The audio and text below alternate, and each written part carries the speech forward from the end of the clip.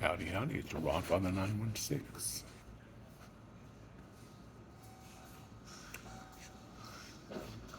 And in some of my videos, particularly one of my probably more popular video, Older Men Dying Alone, there's a lot of anger towards the fathers. These fathers play, or should I say, don't play a role in their child's lives. And by the time they reach 20s, 30s, and 40s, there's a lot of resentment for the father. So much resentful that, and hurt, because the root of hurt for a lot of people, a lot of the root of anger for a lot of people is hurt. Is, now that their father is my age or older, living alone, they just don't care. I've seen many people say, yeah, I'm looking for this person to die. He deserves what he's getting.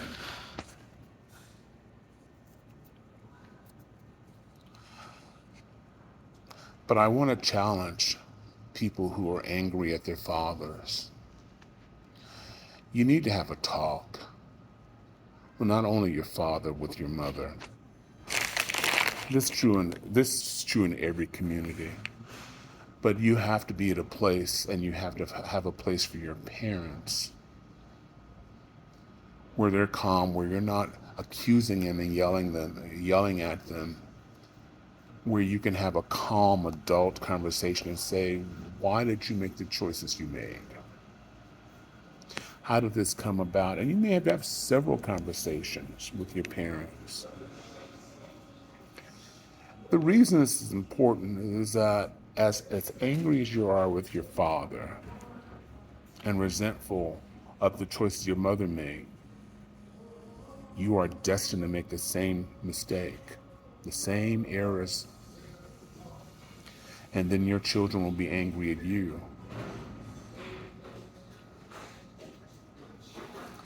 Just pause on that for a moment, because this is generational, particularly in the Black community, but you see it in other communities as well. I grew up in the 60s, where everyone in my neighborhood, the majority of the kids I went to school with, they had intact families. A mother and a father working together to buy a home. And this happened all over the country. It was a time where a single woman, and this is the truth, this applies to my grandmother, who had my father out of wedlock. And my father suffered. And she was actually beaten for having my father. This is over 100 years ago. It was beyond a sin in the Black community to have a child out of wedlock. So when I was a kid, single parents, they weren't throwing showers for single parents. But somewhere in the 60s, late 60s, early 70s, you saw people being celebrated. Now, mind you, don't get me wrong. Don't get the Rodfather wrong. Don't want to villainize a single woman. I'm just telling you what history was, at least from my perspective, what I saw at that time. Since then, there are more single parents than ever, and I don't take anything from them. But how did we get here? And how do we correct it? And how do you correct it is you have to go to the root of the problem. Ask your parents about their lives and their mother's lives.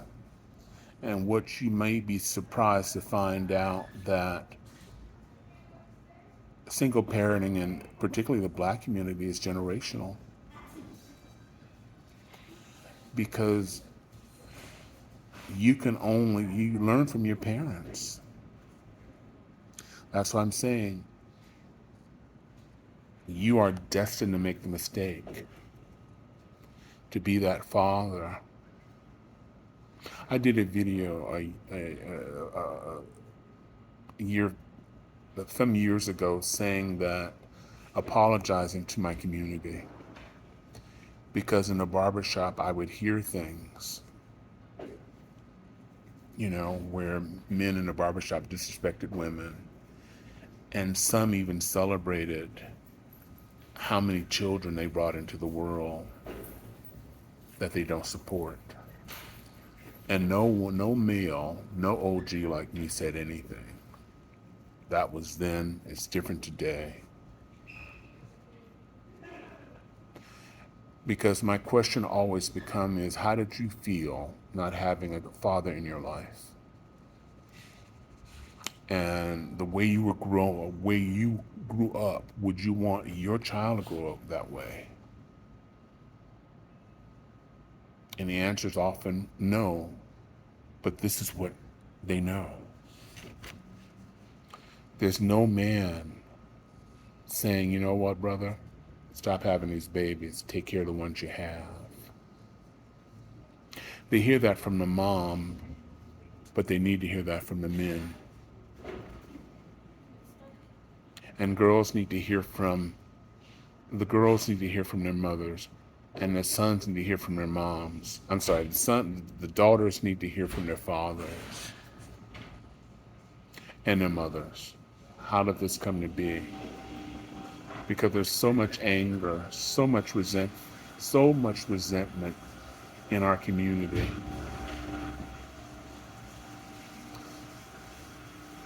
And this is often results from choices we made. He wasn't bad. He didn't force her to lay down with him. The man who has 6 kids that he don't take care of. And he's chosen because one woman is so resentful that he's not comfortable. And so she's created an environment that's not comfortable for him, so he doesn't come around those children. I'm not defending him. I'm just telling you that's how it is. But he goes to another household where he has other kids, and there's no controversy. So here you have a father with different kids, but he treats them differently based on the mother. And as a result, the children are angry and violent because they're seeing their father take their kids to buy ice cream, but he doesn't come around them.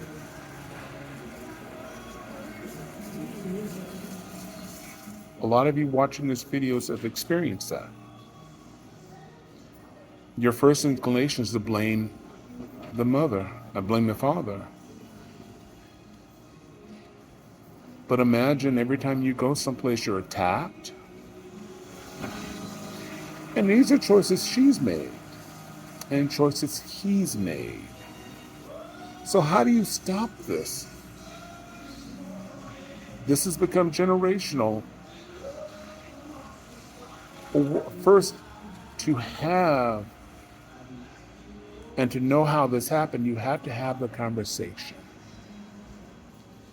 Not just one, but several conversations. And you start that conversation just by asking questions. And where I would begin is, tell me about your dad and your mom. You'd be surprised what you learn. And have several conversations. Stop being resentful of her and angry at your father. You need to have conversations with your father. How does this come? And you may learn in many cases that despite being angry at each other, despite being in two places, they were raised the same. We don't know what we don't know. And if you don't know why this is happening in the community, you pass it on to your children. Why did she choose a man who has 11 kids with 8 other women? Why did he choose to have these 11 kids with 8 women? Because in the middle, the kids suffer. They're angry and they don't necessarily know why. All they know is they don't have a father to talk to. And in some cases, they can't talk to their mother because their mothers are angry because they're the mother and father. They're supporting all the children.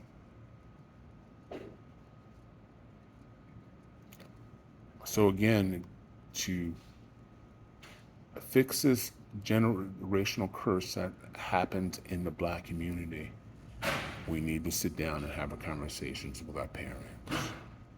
And if we're lucky enough to have grandparents, have that conversation.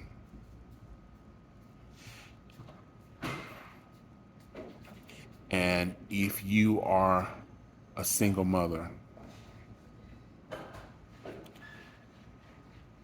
and you have the information, you want to protect your siblings, your sisters, and say, listen, don't lay down with someone and create a child. Because based on what you see, you'll be the mother and father. You see communities of single mothers. When my kids were young, my daughter was young, I would say, listen, don't take my word for it. Use your own eyes. When you're in a shopping mall, just look at how many young mothers are alone with their kids. Also look at the young men who are alone with their children. Now, don't believe me, but maybe 1% of the men, young men, are alone with their children. And I'm not talking about infants. I'm talking about with toddlers, the one who can walk and run away. That's a lot of work. He hadn't thought about it. And if he's in his 20s, he may have dreams of settling down and having a family, but he's in his 20s and he wants to party and he wants to date other women. And while he's committed to you, the reality is it's not going to happen in his 20s, not likely. Because now you're nagging him because you are with the child all the time. And he's got friends and they're going out to parties and clubs. And there are women out there who won't nag him. So it's you and your child against the world. Your anger and resentment, and guess what? Your kids are becoming angry and resentful based on you.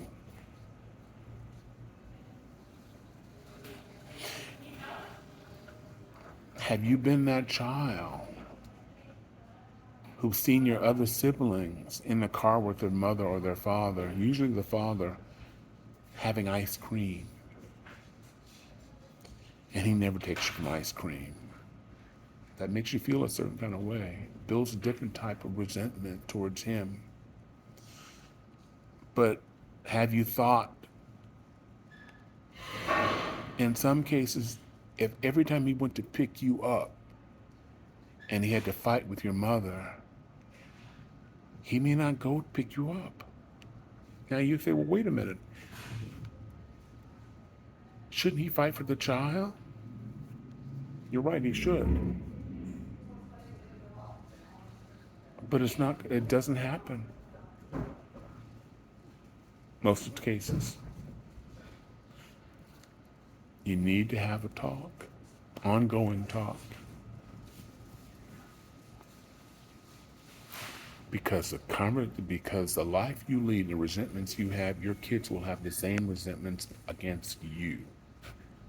And this won't change until you know why. So if you are blessed to have not only your parents, but your grandparents, both sides, you need to have a conversation. Where was your dad in your life? Did you see your dad all the time? Did you go out with your dad? Ask your grandmother that. If the answer is no, then you know where her mother learned from. Ask your father, was your dad in your life? If the answer is no, that's your answer. So while you're angry, resentful, and your children witness your anger, your children are bound to make the same mistakes as you did.